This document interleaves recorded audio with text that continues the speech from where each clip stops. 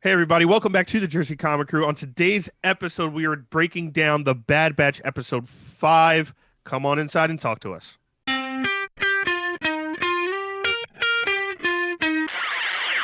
What's up, everybody? We're the Jersey Comic Crew, and we are talking the Bad Batch, Episode 5 Rampage, reaction and review.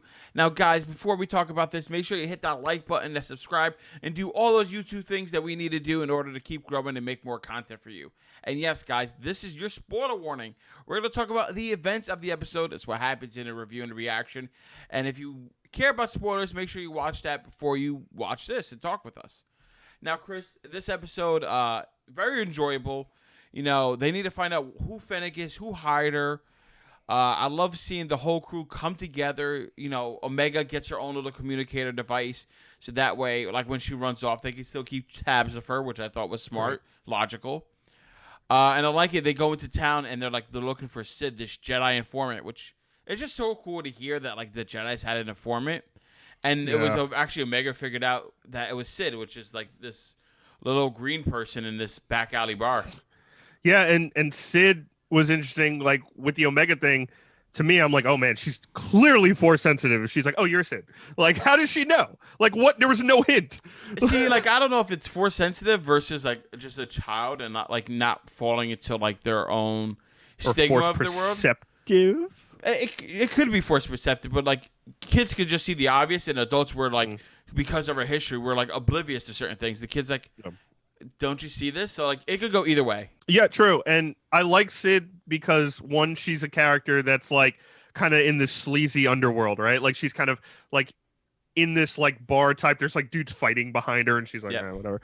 And we go into her office, Rob, and I don't know if you notice, this is a bit of an Easter egg, but like we see what looked like Jango Fett's guns behind her office on the wall. Is that what that were? I think so. There was a Mando helmet on the wall to the far right. It wasn't painted, so it looked kind of like, I don't know if she just picked it up from somewhere, but it was not painted. And there was a bunch of like Clone Wars kind of clone trooper helmets around on shelves. So she clearly has a connection to the Jedi or that time period of the Clone Wars and the Jedi. Not sure how she got like, if those are Jango Fett's blasters or not, but that would be an interesting storyline to delve down to and find that out. I do like her as a character because like the Bad Batch kind of needs somebody like to get money from. Like that could be her making do odd jobs. Like they had to save the Rancor in here, which is awesome. Which, by the way, last week you talked about freaking how Jabba the Hutt, right? You brought it up. How cool to see him in his prime. And I'm like, I have subtitles on, right? And then she's talking to somebody and they're speaking another language. And I was like, speaking Huttonese or whatever. I was like, oh, Jabba. I was like, oh, shit. Chris was right. They're talking about Jabba the Hutt. And the fact that it's the Rancor that Luke Skywalker has to deal with and everything. Like, I was like, that's so cool how that, like, little small Easter egg kind of thing, like, it all makes a complete circle. It makes me appreciate the show more. And I'm like, all right, now I'm sold. Now I get to see all these connections. I'm like, oh, my God, that's the guy. That's the monster. That's the thing with the thing and the bing. It's a thing and a thing and a moon and that. And I love seeing Wrecker, like, manhandle the Rancor at the end and become friends. That was great. I love the twist that it was like a baby Rancor. Because that's not what you're expecting. You're like, oh, you have to go get this child and like bring it back. Like we're all thinking it's that little like green alien girl that's like tied up. But yeah, the Rancor was awesome. Seeing like I knew it was Bib Fortuna the second I saw like the Laku thing around his neck. Oh, did you? Yeah, I was waiting for him to be like Owanawanga. But like he's Jabba's right hand, and Sid even is like, yeah, that's Jabba. Like, oh, hello. Like he shows up at the end and like, yep, Jabba's right hand, right on time, kind of thing. And you know, this Rancor ends up being Jabba's like kind of pet baby. I don't know specifically if it's the one that Luke kills in episode 6.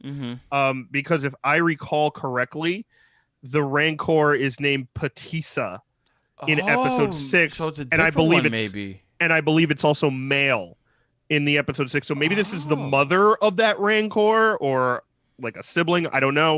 But it was very cool to see kind of like Jabba snuck in there, where he's at his prime right now, right? Like the Empire's there, the Republic broke down. There's no more restrictions on his outer rim planet. Yeah. He's doing whatever the hell he wants. Speaking of, like the people that are like the slave traders, they were talking about that. They were like, hey, listen, the annoying Republic's gone. Empire's here. We can do whatever we want. And I guess that's why Jabba rises to power. And they were like these weird cat people, which were kind of cool. I was kind of digging their vibe. Yeah, they were Zagarian slavers, and we've seen them before, actually, in Clone Wars. Earlier on in Clone Wars, they actually captured Ahsoka, which caused like a rescue mission to happen, kind of akin to how like Baby Yoda / Grogu gets rescued in the beginning of the Mandalorian story, except with Jedi and lightsabers. But yeah, so they're kind of known slavers throughout the galaxy. Clearly, they're either in bigger numbers now, or they're obviously still active during this like solvent period between episode 3 and 4, where everything's kind of like the floor's lava and everyone's kind of moving quickly. But they were interesting too, to kind of have all these creatures that like flying squirrel thing that was fighting the rancor, squirrel dragon monster. Yeah, that was cool. Yep. So like that was very like Ratchet and Clank to me, which was kind of funny. I love, like you said too, Wrecker kind of getting his time to shine. But here's something: did you notice his head was hurting again? Yep, I wanted to bring that up to you. Like his head was hurting again, which means like that payoff is going to happen probably towards the end of the series because we have some time. But the creators of the show are making it very apparent, or like at least reminding us that like Wrecker's still not okay there, right? Like he's having pain and issues, and maybe it's like when he sees another clone trooper, or when he sees Crosshair, like something's gonna happen, and that inhibitor chip is gonna go haywire, and he's gonna become a villain. It's gonna be Crosshair and Wrecker versus the other two, and it's like, I'm excited. I'm worried for Wrecker, but like, I'm gonna keep my eye out. I don't know if they're gonna let Wrecker get to that point where Crosshair is. I think Crosshair, to me, like we haven't seen as much of Crosshair as we kind of thought we initially were gonna see. I think Crosshair is gonna be more of a means to an end. I think with Wrecker, I think the chip's already activated, but because of his defect, I think when he hit his head 2 episodes ago, and like he was starting to like, oh my god, my head. I think that slowly but surely is activating the inhibitor chip, and Order 66 is slowly, but because of his like either his dent head, because he's like a brick shithouse of a huge human being, it's slowly taking him over, and I think we're gonna get to a point where that clicks fully. Okay. And I think with what Tech was working on, where it's like, oh, here's like kind of how to tell the inhibitor chip, either that or they're gonna have to find Rex and figure out how Rex got out of it. Maybe he's with Ahsoka, maybe he's not, but Rex might be able to help locate the inhibitor chip and get it out of him. So they should try to do the same thing with Crosshair, but I don't think it's going to work. I think Crosshair is going to go down.